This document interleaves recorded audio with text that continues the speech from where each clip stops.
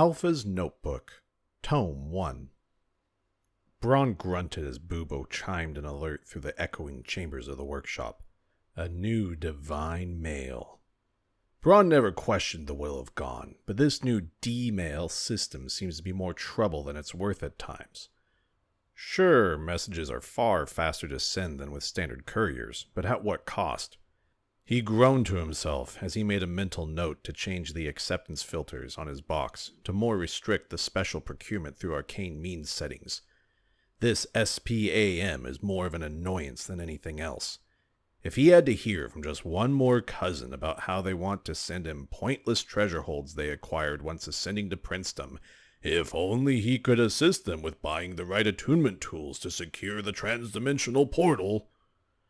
He laid down his tools and made his way over to the small receptacle that held the incoming D-mail for his review.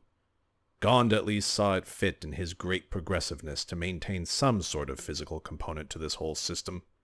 Imagine if he had to be bothered through direct transmission while he was working. Surely progress would cease entirely, as acolytes would be far too engrossed in pointless, frivolous message sending to do any meaningful work.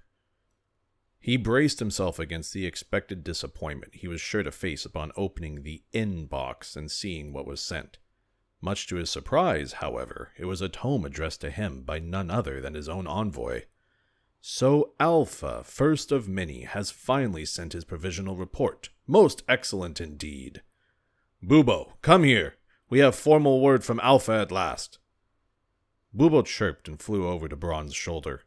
Alpha was as important to Bubo as he was to Braun, for Bubo himself was the inspiration behind Alpha. Directly binding a spirit from the Great Forge to the mortal realm was a taxing process, and one not taken lightly. But Alpha was worth it in Braun's opinion, and Bubo's very existence being forged by the great dwarves of Valhalla proved it to not only be possible, but highly useful as well. Just imagine if Gond in all his glory could help other mortals ascend to a better being. Braun looked down and flexed his metallic hand, imagining his own ascension, then quickly shook the thought. What would be the purpose of staying in the mortal planes if it meant he had to give up his own seat at the great forge of Gond? Preposterous thoughts, and nearly heretical in his opinion. No, he would continue the great progress eternally in the afterlife when his time came. That is why Alpha exists, after all. To provide mortals with a constant guide to Gond's glory for ages to come, and pave a new path for progressive ascension. Braun sighed as he settled into a workbench, his eyes briefly crossing his old armor set against the far wall. He thought briefly of the old companions he had, and wondered if they were truly continuing to use his gifts to bring glory to Gond before banishing the thought. They were, after all, far too hot-headed to be effective envoys in the name of his lord. As most mortals are, sadly. Braun looked at the tome he held in his hands, and Bubo cocked his head, wondering what young Alpha had learned in his travels. The process of binding Alpha's spirit to his form was not perfect, and it stripped him of much of his memory, save his devotion to Gond and a bit of his previous skills from his spirit's mortal life at a monastery in the past. Braun had hoped that his improved form would help offset these drawbacks. Yet he knew that in order to be a fully functional envoy of Gond, that Alpha must go out into the world and experience what life had to offer him anew, in order to best spread the great word of progress. Progenitor. Braun always appreciated the lack of formalities in Alpha's speech. It is the way it should always be, in his opinion. May this tome serve as the first of many to come. I have done as you suggested and sought out a group of 3 individuals to accompany on my travels to better learn of the mortal realms and how to best spread the word of Gond to many. Their fleshbag forms seem varied and relatively fragile. Braun suppressed a smile at this description. While he knew that Alpha was well aware of the term bodies, he never felt it important to impress upon him the need to refer to mortal coils as such, especially given his ultimate prerogative. Immediately after encountering them on the path into town, we encountered another fleshbag that fell from the sky in quite magnificent fashion. I believe in what you might describe as a meteor. Their bodies seemed intact, though small. They survived the initial impact, yet expired shortly after. Personal note. Is smaller form factor directly proportional to greater durability in this realm? The shortest of the new companions seems to be the most durable. I must take special note to observe this one in physically demanding situations. The now expired meteor fleshbag gave the other fleshbags instructions regarding to some sort of old ones. These fleshbags seem concerned. I will accompany them to gain additional information. We have learned of a creature known as the Librarian that should be able to provide additional insight into these old ones. Proceeding to seek out this Librarian now. Leaving for the Librarian's domain, we encountered some additional hostiles. I have successfully stabilized one of the new fleshbag companions after they engaged in reckless combat. Hypothesis on size being proportional to durability appears to be holding solid. The small, stocky one seems to be much more durable than the other two. I was informed about a particularly interesting development in the natural mating cycles of fleshbags that must be explored. Apparently there is a small chance that natural reproduction may result in the spontaneous combustion and subsequent explosion of small fleshbags as soon as they vacate their birthing creature's body. This demands further exploration. Potential positive conversion tool for ascension? Useful weapon in combat? Additional data required for further analysis. Braun groaned at the thought of Alpha being manipulated, but then caught himself. Perhaps he was on to something. If he could come up with a new weapon to use for the glory of Gond through unconventional methods, what is that if not the true following of the path to bring about progress? At least this explains why Alpha insisted on a baby bomb prototype some time ago. We encountered a group of blasphemers surrounding a shrine. My party informed me of their dissent against Gond, and gracefully stood by as I removed them from their heretical ways. These companions have been an excellent choice thus far, both from their educational insights into fleshbag nature, as well as their apparent adherence to following Gond's ways. I look forward to crushing further dissidents with them in the future. We encountered the creature known as a Librarian after facing some combat and exploration. All fleshbags are still functional. Librarian creature has extensive documentation of Gond. Recommend acquiring the tomes at some stage for future usage. Librarian may be found here. Alpha has doodled a detailed map of both the location of the Librarian and how exactly the Librarian's hoard of knowledge is accessed. Braun takes special note to mark this page for future reference. Also, we released an old one. We'll continue observations. Encountered moth-like swarm. Party believes this to be some sort of horrible abomination or an old one.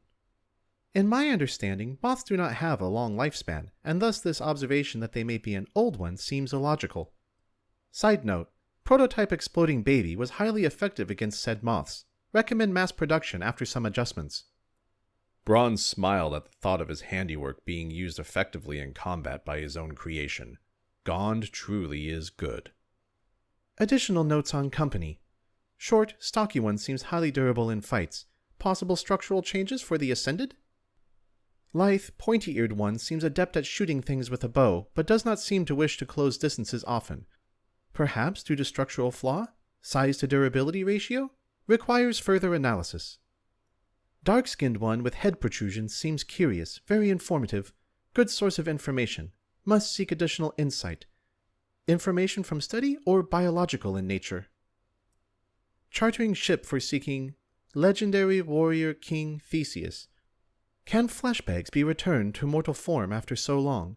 Possible hamper to expansion plans. Attempted to monitor fleshbag mating rituals. Attempt unsuccessful. Will attempt again at a later date. General population seems relatively reluctant to follow Gond following preaching. Perhaps changing name of approach would make it more amenable. Possible name changes in consideration. Gondism. Gond with the wind. Gundam style. Bombastic Gondtastic, given initial success of incendiary infants. Gondorrhea. Gondsmack, in honor of the progenitor. I will attempt to demo various versions, though I am leaning towards Gondorrhea at this stage. It seems like a concept that can really catch on and spread. Side note. Fleshbag sleep cycles are highly inefficient. Progenitor's disdain for them has been confirmed as warranted. Need for Gond further confirmed. Party continues to inform me of flesh mating rituals. Curious. We have successfully entered into the underworld of some god to revive Theseus. Place appears to be highly inefficient and unproductive at best. Gondian intervention necessity further confirmed. Theseus retrieval successful thanks to progenitor and successful test run of D-mail system. Usefulness confirmed. Braun scoffed at that thought, given his personal disdain for D-mail. but then appreciated the ability to finally work in peace now that infernal creature he was forced to keep summoning through some God-forsaken curse was finally out of the picture. Perhaps this was Gon's plan all along. Braun made a note to thank Gon for his infinite wisdom later. Return to mortal realm relatively uneventful. Seeking additional information and resources in fleshbag post-mortem internment centers. Why fleshbags continue to revere other long-dead fleshbags is still odd and a point of concern. Would it not be more efficient to utilize their remains and materials in further progress? Additional data required. Acquired boots that allow me to travel faster. Useful for additional spreading of the word. Appear to have side effect of giving off energy currents. Possible useful application in laboratory settings. Incendiary infant adjustments progressing on schedule. Expect to have full production operational within the next few moons, following proper testing. Received boon from demonic entity. Progenitor informed me before my leaving that this was non-conflicting with Gondian ways, given his own boon in the past. Combat and general functionality appears to be improved. Further testing necessary. Progress in Quest to Stop Old Ones continues. I still do not quite understand the need to stop these old ones, given the fact that fleshbags can apparently return to existence after millennia of being dead. Nevertheless, the party remains resolute. Quest took us to another temple of some sort of desert god after encountering some fleshbag tribe following a chrome-focus god. Did not feel the need to confront tribe given their interest in progress, albeit flawed due to following a wrong god, naturally. Will return to area for later conversion when clear superiority of Gond is better established. Once again, Alpha doodles a map of the tribe's location.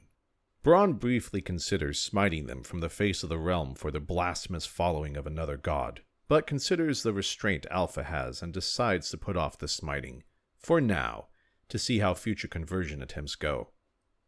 God in Wandering Fleshbag Temple appears to be one of reading. Odd. Device was acquired and presented to Fleshbag Tribe. They assisted us with signaling equipment to contact underwater fleshbags. Underwater civilization appears to be highly advanced. Recommend further investigation to better learn how to bring God's glory further into the world. Acquired unique staff weapon used by underwater peoples. Appears to channel energy into a powerful beam. Reverse engineering is highly recommended. Will return item to Progenitor's Forge for analysis. Our actions resulted in the destruction of the underwater city. Cons. Progress appears to have been ceased in the underwater area. Pros. Technology now easier to retrieve and analyze. Recommend sending retrieval team to gather what is possible and analyze immediately. Alpha again provides a detailed map of the area. Special note. Be aware of large aquatic creature guarding area. Recommended to eliminate and analyze. Arrived at a nearby port. Incendiary baby has proven very operational. Successfully swapped incendiary with fleshbag without birthing creature noticing. Resulting explosion caused chaos, however no major emotional issues with parental figure. Hypothesis preliminarily confirmed. Babies do explode naturally, otherwise parental figure would have expressed greater emotional duress at sight of baby exploding. Additional data necessary to confirm hypothesis. Party appears to be relatively safe and content at this stage. Proceeding to return to Progenitor for in-person update and weapon delivery. Sending tome in advance via D-mail system in the event my own structural failure may occur along the way. Underwater people's weapon staff to be provided upon my return for inspection, and new tomes for notes to be acquired for future travels. Braun furled his eye scales at the closing paragraphs. He had a feeling that Alpha was leaving out some key details in his recounting of the events that had happened since he left the Forge. Why did he mention combat earlier on, and then refrain from any mention at later stages? Did he only go through such few areas in his travels, or was he omitting key details in his journey for some reason? Whatever the cause of the omissions, Braun was sure he would find out soon enough. This new weapon of Alpha's that he uncovered at the submerged civilization, for instance, that could certainly prove interesting. More interesting than anything he had been finding in recent years surrounding the city of Brass, in any case. And the incendiary infants as well. While Braun had been happy to craft the initial prototype, by the sounds of it, Alpha had finally perfected the design. Just imagine being able to successfully replace a child with one of these, and have it wreak havoc without even the child's parents knowing. Ingenious! Braun closed the tome and looked up at Bubo perched upon his shoulder. Bubo himself seemed puzzled, much in the same way as Braun, from what was a blatant lack of information contained in the latter half of this tome. But that could also be due to the fact that Bubo hadn't received any upgrades of his own in some time, and his processing could be quite limited on occasion. As he pondered making some sort of adjustments to Bubo, a new chime piped in from Bubo's built-in notification system. Getting to his feet to check his inbox, Braun was notably disappointed to find it was not a further update from Alpha, but rather some trans-dimensional advertisement for some sort of new timekeeping mechanism developed in some far-off plane. He will definitely be adjusting that SPAM filtration setting. That's for Chaos, sure. And Alpha will be just the creation to assist him with it when he arrives. Putting the tome aside, Braun picked up his God-given hammer and turned to go back to the blessed forge he valued so well. Soon, Bubo, we shall have our answers in person. Until that time, though, we have much to do. The fires of Gond wait for no one. Bubo chirped in agreement and returned to his post. Alpha would be here soon, and there was still much to do. The work on Beta demanded his full attention.